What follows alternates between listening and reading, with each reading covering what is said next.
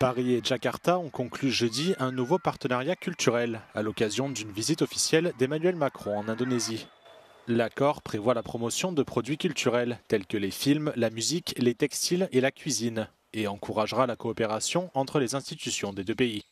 Lors d'une conférence avec son homologue Prabowo Subianto, Emmanuel Macron a salué l'ambition commune de la France et de l'Indonésie de faire de la culture une force économique et un terrain d'émancipation.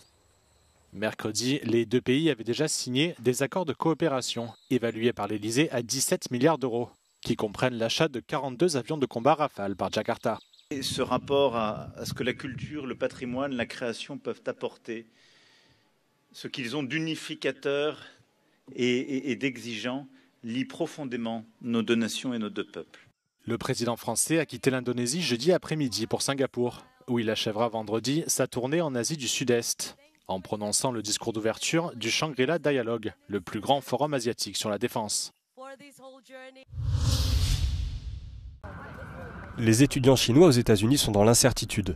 Mercredi, le secrétaire d'État Marco Rubio a annoncé que certains d'entre eux se verraient révoquer leur visa, les empêchant ainsi de poursuivre leurs études dans les universités américaines. Cette annonce vise aussi bien les personnes étudiant dans les domaines dits critiques que ceux ayant des liens avec le Parti communiste chinois.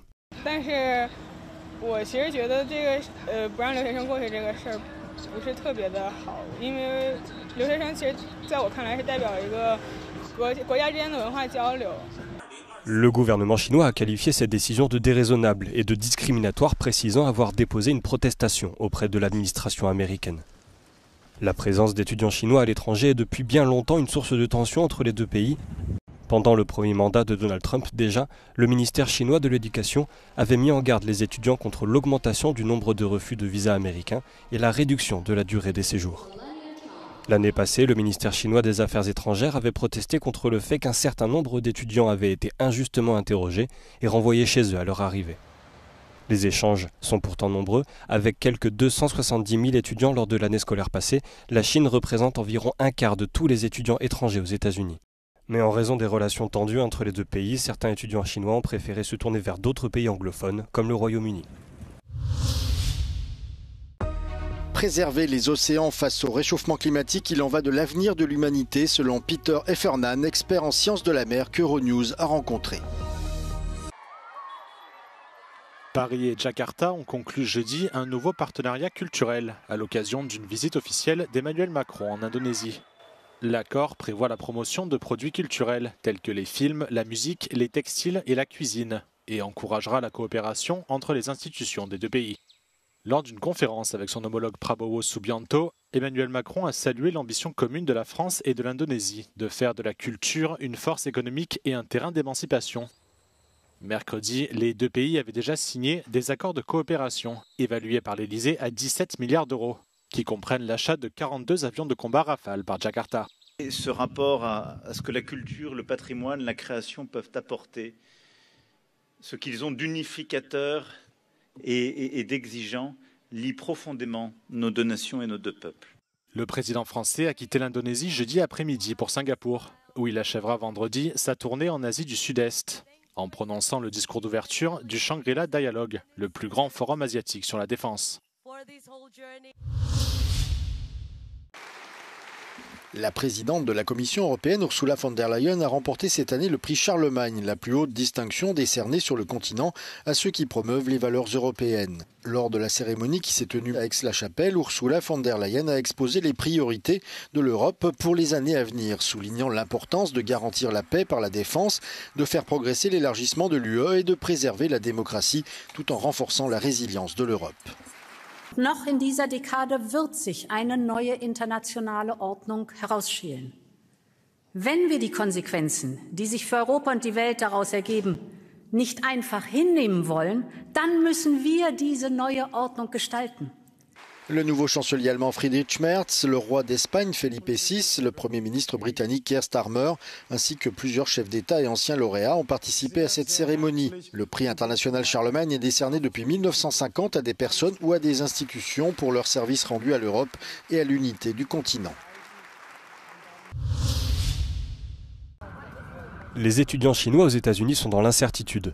Mercredi, le secrétaire d'État Marco Rubio a annoncé que certains d'entre eux se verraient révoquer leur visa, les empêchant ainsi de poursuivre leurs études dans les universités américaines. Cette annonce vise aussi bien les personnes étudiant dans les domaines dits critiques que ceux ayant des liens avec le Parti communiste chinois.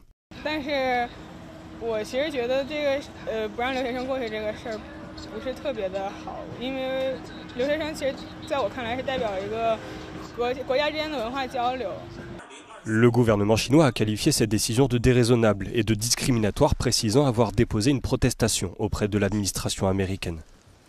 La présence d'étudiants chinois à l'étranger est depuis bien longtemps une source de tension entre les deux pays. Pendant le premier mandat de Donald Trump, déjà, le ministère chinois de l'Éducation avait mis en garde les étudiants contre l'augmentation du nombre de refus de visas américains et la réduction de la durée des séjours. L'année passée, le ministère chinois des Affaires étrangères avait protesté contre le fait qu'un certain nombre d'étudiants avaient été injustement interrogés et renvoyés chez eux à leur arrivée. Les échanges sont pourtant nombreux. Avec quelques 270 000 étudiants lors de l'année scolaire passée, la Chine représente environ un quart de tous les étudiants étrangers aux États-Unis. Mais en raison des relations tendues entre les deux pays, certains étudiants chinois ont préféré se tourner vers d'autres pays anglophones, comme le Royaume-Uni. Un nouveau drame en mer a eu lieu au large des côtes espagnoles. Le bilan est lourd. Au moins 7 personnes ont été tuées, dont 4 femmes, 2 jeunes enfants et une adolescente. Sur ces images, la chaloupe transportant 159 personnes, dont 32 mineurs, 49 femmes et 78 hommes, est assistée par les sauveteurs en mer pour accoster. Mais à 5 mètres du quai, l'embarcation chavire sous le poids des occupants entassés à une extrémité du bateau de fortune. Provoquant son déséquilibre, tous les occupants sont tombés à l'eau. Certains se sont retrouvés coincés sous la coque, parmi lesquels plusieurs enfants. C'est plus tôt dans la journée que l'embarcation a été repérée à 11 km du port de la Restinga, situé sur la pointe sud d'El Hierro, petite île des Canaries. L'archipel espagnol, situé au large de la côte occidentale de l'Afrique, est depuis des années un des principaux itinéraires empruntés par les migrants. Des dizaines de milliers d'entre eux font chaque année ce dangereux voyage, risquant leur vie dans des canots pneumatiques ou des embarcations en caoutchouc, inadaptées aux longs trajets en pleine mer.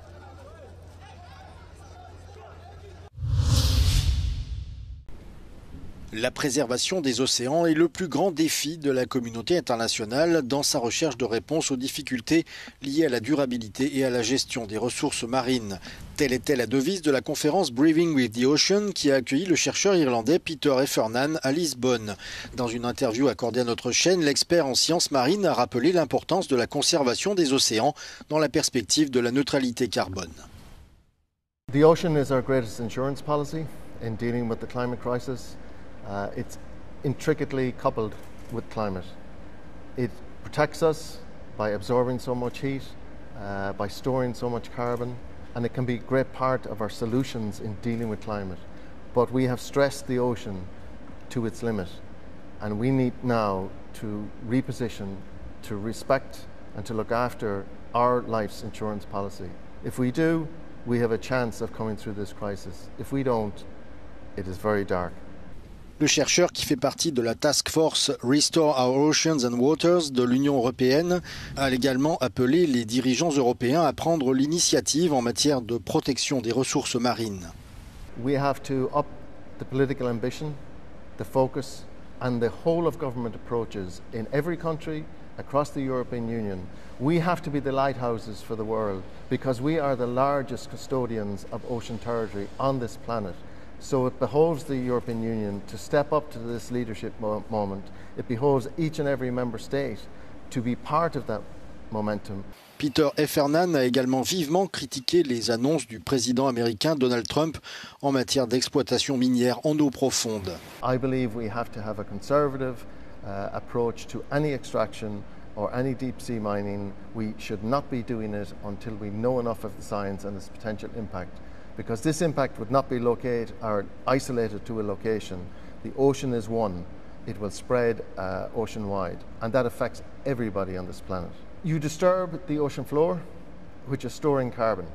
So we're releasing carbon that nature has found a way to safeguard us from, number one. We are introducing plumes of material and disturbing pristine ecosystems that we do not know enough about in the first instance. The biota, the microbes in those seabed, play an unknown scale of a function in making the whole system work. Pour Peter et Fernand, tous les pays ont la capacité et le potentiel de prendre soin de leurs générations futures, de faire ce qu'il faut pour elles. Et faire ce qu'il faut passe aussi par le fait de prendre soin de tous les océans de la planète.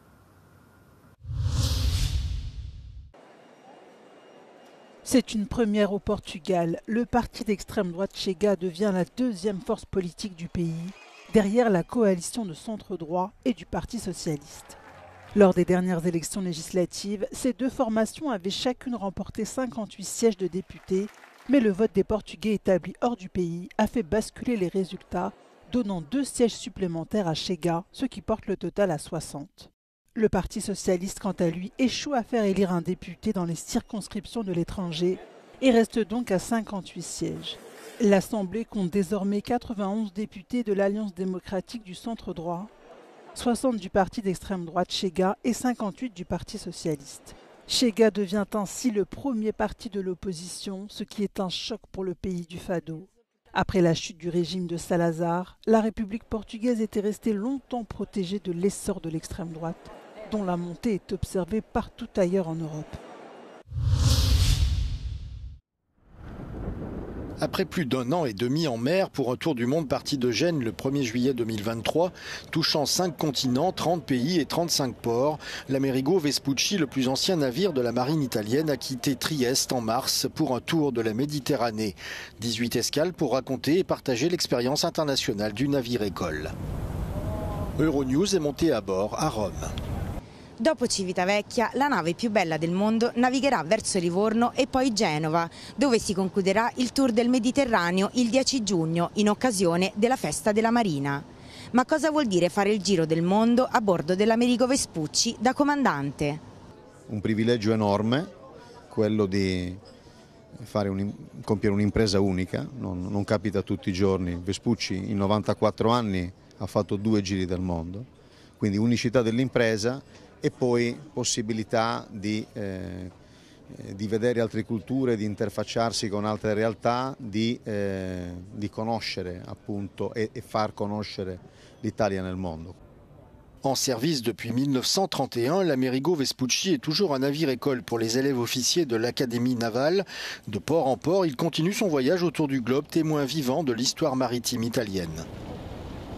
Nel rivedere anche gli allievi ti fa rivivere le stesse sensazioni vissute 30 anni prima e quindi stimola nel dargli magari quegli insegnamenti che si sarebbero voluti o quel valore aggiunto che poi ognuno di noi metabolizza nell'arco della carriera. Ce n'est pas celui qui commence, mais celui qui persévère. Cette devise bien visible du plus beau navire du monde attribuée à Léonard de Vinci contient une grande leçon applicable non seulement dans la marine, mais aussi dans la vie de chacun d'entre nous. Le Népal a célébré ce jeudi le 72e anniversaire de la conquête de l'Everest, le plus haut sommet du monde. De nombreux alpinistes et guides de montagne ont participé à un grand rassemblement organisé à Katmandou, qui a attiré des milliers de personnes.